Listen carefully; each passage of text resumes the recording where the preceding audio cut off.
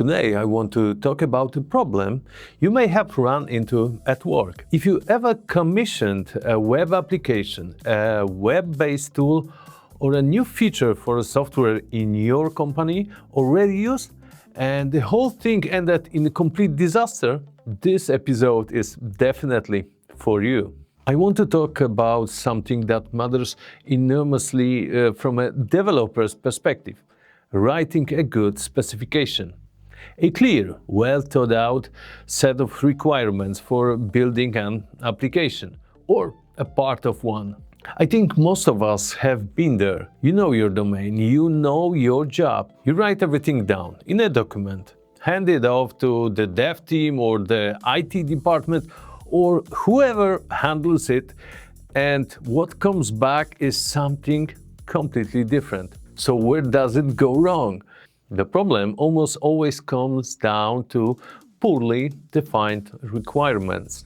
I'm going to walk you through a framework that will help you avoid these problems in the future and communicate better with your development team. The goal is simple. You get what you actually want. Your idea helps the company improve its processes or make more money, and the developers get praised for delivering the right thing. Now, you might think developers don't like receiving specification. That's not quite right. What they don't like is receiving an unclear specification. Everything that isn't defined upfront will be filled in by the developer's assumptions. And those assumptions cost time and money. Often a lot of both, because the result works differently from what you needed. Quickly, 3 reasons why it's worth the effort. Predictable outcomes. The more detailed the specification, the fewer surprises down the road. Developers can accurately estimate the time needed to build each feature, as well as any additional costs. Means a far more predictable delivery, on time and in the shape you expected. Speed. There's a paradox here. The more time you and your business colleagues invest in writing requirements upfront, the shorter the project will be. You eliminate the extra meetings and the endless back and forth trying to clarify what you meant. A better relationship with your dev team. When you show them you understand their needs, they will go out of their way to meet yours. The good specification framework, step by step. Step 1. Start with why.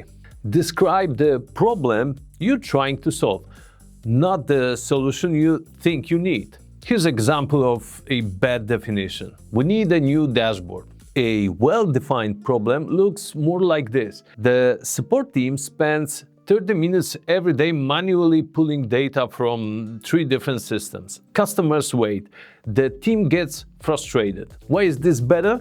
Because it gives the development team a clear goal. What seems like the most obvious approach to you may not actually be the best one. Step 2.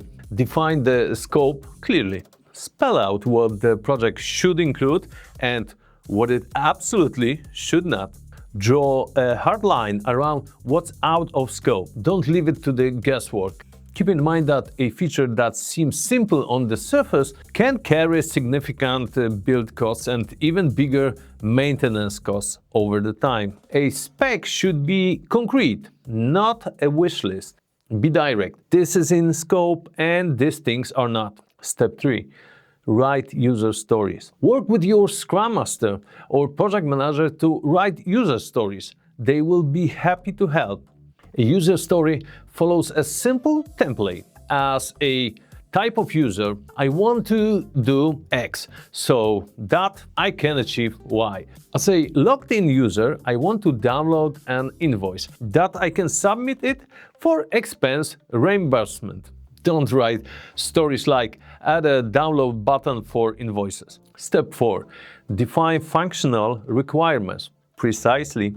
Avoid vague, unmeasurable language. Examples of poorly defined functional requirements. The page must be fast. The system must be secure. These tell a developer almost nothing. Instead say, The dashboard loads in under 3 seconds. Step 5. Define acceptance criteria. Write a simple checklist that determines whether a requirement has actually been met. For example, can I see invoices from the last 12 months? Can I download a correctly formatted PDF? This eliminates the classic "I thought it was supposed to work differently" situation. It removes assumptions from the equation entirely. Step 6. State your assumptions and flag risks.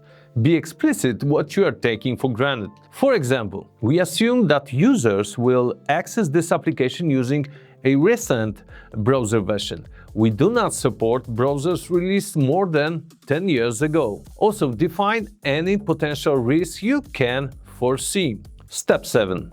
Add a list of open questions. Finally, include any questions that still need answers. And that's really it.